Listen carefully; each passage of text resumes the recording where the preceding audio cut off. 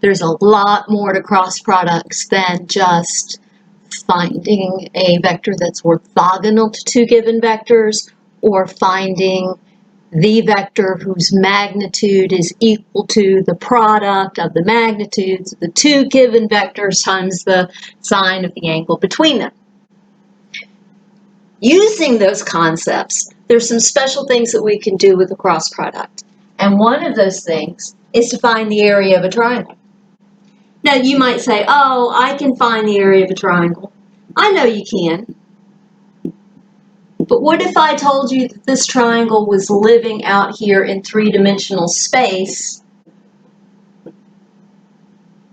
P, 1, 2, 0. Q, 2, 3, 1. R, 3, minus 2, minus 1. And I want to find the area of that triangle. Well, this could be fun, except for cross product is magically going to show up. First of all, you might be thinking, I know how to find everything I need. All I need to do, drop a line from a vertex to the opposite side, make that a right angle, because Euclid said, given a line and a point not on the given line, there is exactly one line through the given point that is perpendicular to the given line. Now I managed to write that right on top of where I wrote P, so we're just going to call this point, I don't know, X. And I don't know the coordinates of X. But if I can find the area of the triangle that starts at P, goes to X, and goes up to Q, and then find the area of the triangle, looks like times, find the area of the triangle that starts at R, goes to X, and then goes up to Q. Those are not cross products, those are X's. Then I can add those two areas to get the area of my original triangle, PQR.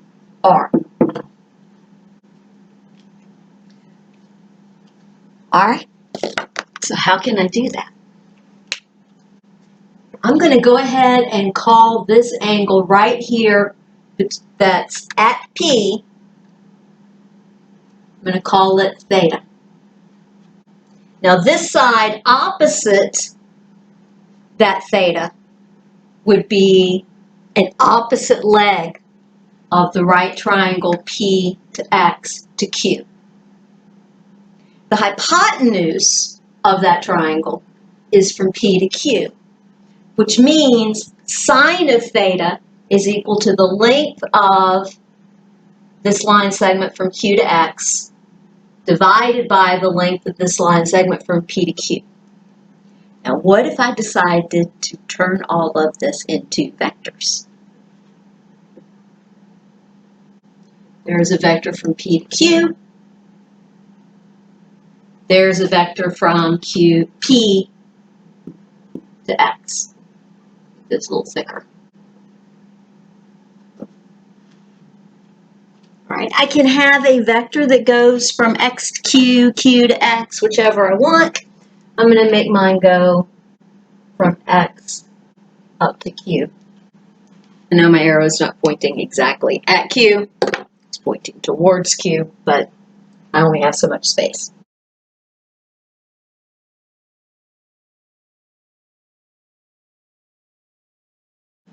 The area of this little triangle right here is the area of a right triangle. And I can use an old formula from geometry that says the area of a triangle is 1/2 its base times its height. And since I drew that perpendicular here, the base is px. Oh, look at this triangle on the other side.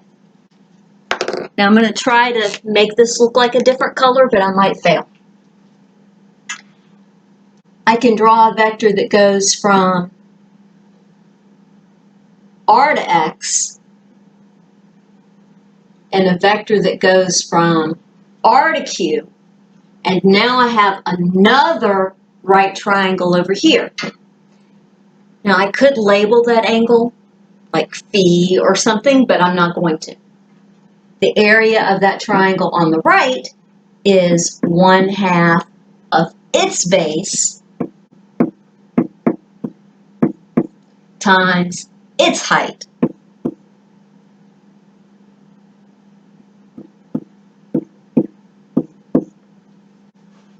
And that is equal to the area of my whole triangle. Notice that both of these terms right here have a 1/2. Also notice that both of those terms have a magnitude of x cubed. So I'm going to factor out the half, factor out the magnitude of x cubed, and what I'm left with is the magnitude of the vector that goes from P to X plus, factor out the half, factor out magnitude of x cubed, magnitude of the vector that goes from R to X. Now, I want you to stop thinking about these as vectors for a second. Magnitude of the vector Px is just this distance from P to X. The magnitude of the vector from R to X is just the distance from R to X. P, X, and R are collinear. They're on a side of a triangle. So if I go part of the way and then go the rest of the way, or I go part of the way, pick myself up into midair, come over here and come back the other way, no matter what, Px, that length, plus xr, or rx, that length, is equal to the total length, total distance from P to R. This right here is a whole new vector I haven't even put up there.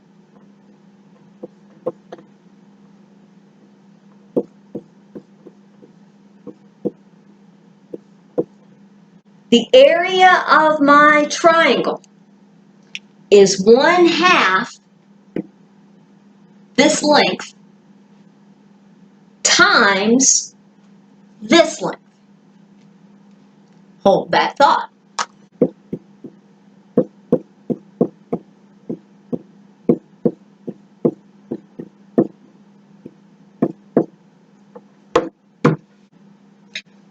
Suddenly realize that I need this for a different derivation. So this is just like in class where I go, you know, when I told you to hold that thought, hold it for another day. Oops. Okay. Let me focus on that length right there. It's the length of this height of my big triangle. Oh yeah, it's also the leg of a right triangle opposite the angle theta. So I can rewrite this because sine is opposite over hypotenuse.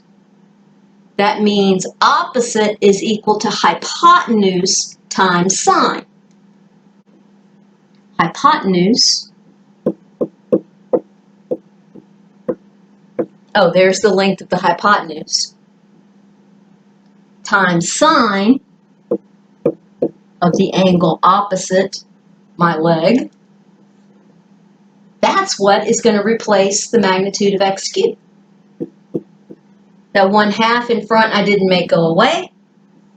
The PR magnitude on the end I did not make go away.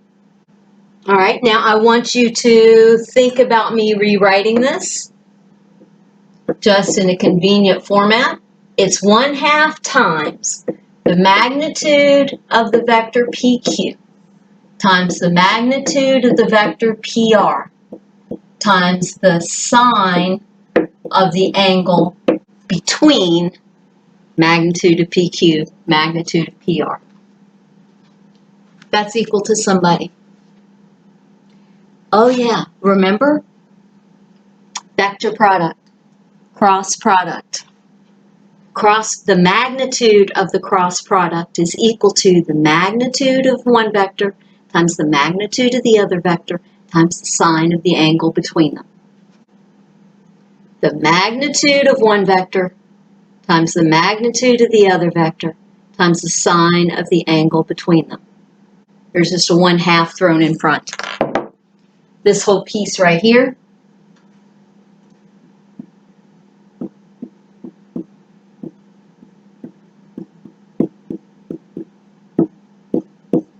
is the magnitude of the cross product. In other words, I never have to drop that perpendicular. I never have to identify that point X. I don't even need to see that side. I just need 3 points. Connect one point to another, connect that first point to the other point, connect the 2 other points, you have a triangle. And the area of that triangle is 1/2 times the magnitude of the cross product of the 2 vectors that I make when I use one of my points as the initial point. I don't even have to know the angle between them. That doesn't matter. What does matter is that I use one of my points to make 2 vectors. I could have just as easily done RQ and RP, or QP and QR. Doesn't matter as long as I use one of the one of the points as my initial point. And since I have points, initial and terminal become important in making those components of your vectors. So I need to create the vector PR in component form or IJK form. I'd need to create the vector PQ in component form or IJK form, and then compute the cross product, the vector product. And I would take the magnitude of that, multiply it by 1/2, and I have the area of a triangle. What if I had a parallelogram? Opposite sides are parallel and congruent. Now my picture may not look that way, mostly because I didn't draw a very good parallelogram, but also I'm going to claim distortion from the camera. Hey, couldn't I cut that into 2 triangles? And using side, side, side axiom or theorem, depending on how you learned it, from geometry, if corresponding sides of 2 triangles are congruent, then the triangles are congruent, meaning that PQR is just a copy of PSR, meaning they have the same area. So if I could find the area of one of those triangles and then double it, I would have the area of the entire parallelogram. Oh, well, here's how to find the area of the triangle PQR. You take 1/2 the magnitude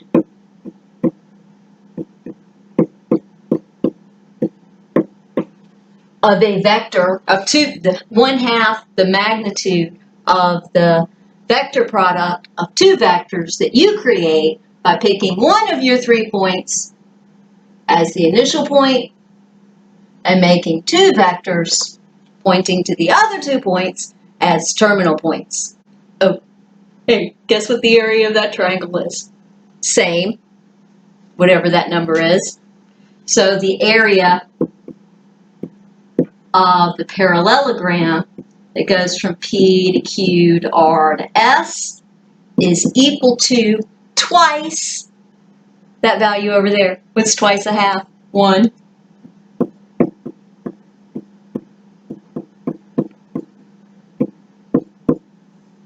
Now I didn't have to use P as my chosen initial point. I could have just as easily used Q or R or S. I just need to use that as an initial point and point at 2 vectors. Okay. Now notice it's real important that I didn't go PQ to PS and then do the cross product. Okay. I had to go from P or whatever my chosen initial point is, to an adjacent point, and then from my chosen initial point to the opposite point in the parallelogram. Or else this will fall apart and not work. But pretty cool that the cross product gives us that too. Of course, when we designed the cross product, the vector product, we designed it so that it had three very special properties. It was a vector that was perpendicular to both given vectors, orthogonal to both given vectors, and its magnitude is equal to the product of the magnitude of the two vectors times the sine of the angle between them. So because of the way we designed the cross product, it has these other special geometric properties that can be quite useful in certain situations. I'm going to ask you to find some areas of triangles and some areas of parallelograms. Have fun with that.